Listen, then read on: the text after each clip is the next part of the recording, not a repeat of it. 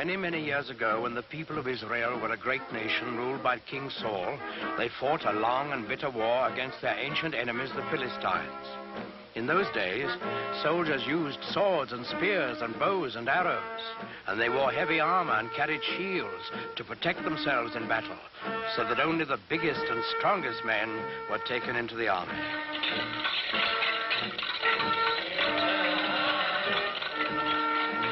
Well, in this war, the Israelites and the Philistines were pretty evenly matched. They fought many hard battles, and each side lost many men, but neither side could completely conquer the other. Then one day, while the Philistines were camped on one side of the great valley and the Israelites on the other, there came out of the camp of the Philistines a champion of their cause, a huge giant, taller and stronger and bigger than any man anyone had ever seen.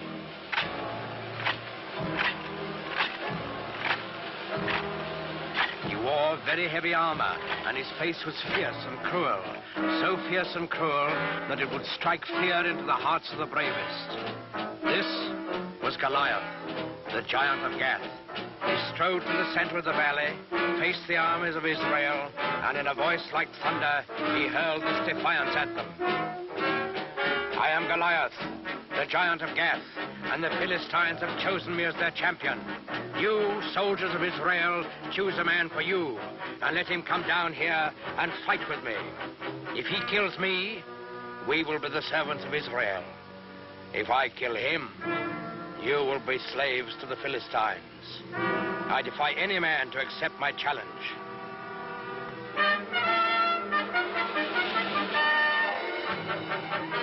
When the men of Israel saw Goliath and heard his defiant challenge, they were afraid, for they had no one to match his size and strength. Not one among them dared go down and do battle with the giants. Not, that is, until the shepherd boy David heard Goliath's challenge. Now, David was just a boy. He knew nothing about swords and spears and fighting wars. But he was a thoughtful boy, too, and a good boy, because he believed in God and trusted in him. So, when he heard Goliath defying King Saul's army, he turned to his brothers and said, "In defying the army of Israel, Goliath defies God. Is there no one here to go out and do battle against the enemy of the Lord?" David's brothers were first surprised and then angry at him. "Go back to your flocks and leave wars to fighting men." But David wouldn't be put off. "I will do it," he said. "Send word to King Saul. Tell him that I will go down into the valley and do battle with Goliath the giant." When the king saw how determined David was, he gave him his blessing and offered him his own royal armor and sword. But David wouldn't take them. He wasn't a soldier. Instead, he went to a nearby stream and selected 5 smooth stones. He put these in his shepherd's bag. He took his stick in his left hand, and in his right hand he held a slingshot. That's all.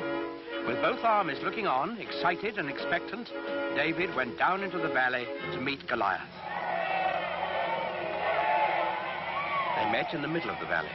David looking up at the giant, confident and unafraid, and Goliath looking down on the unarmed boy with eyes full of hatred. Suddenly, the giant Philistine roared in a terrible fury.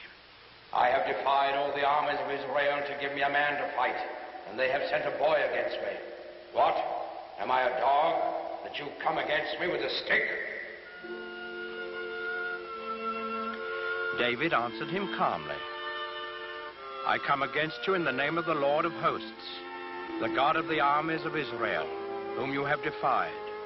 Your sword and your spear and your shield will not save you, Goliath, for this day you shall learn that the Lord fights on the side of right." Goliath let out an angry snarl. "So be it. Defend yourself, boy." Goliath the giant rushed forward to make quick work of the boy champion of the Israelites. David stood his ground.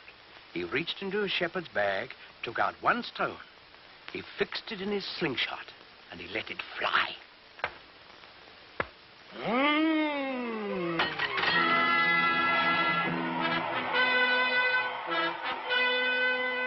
giant was dead, and the simple shepherd boy, who trusted in God, had done what all of King Saul's army hadn't been able to do. David lifted his eyes to heaven, and he whispered a prayer.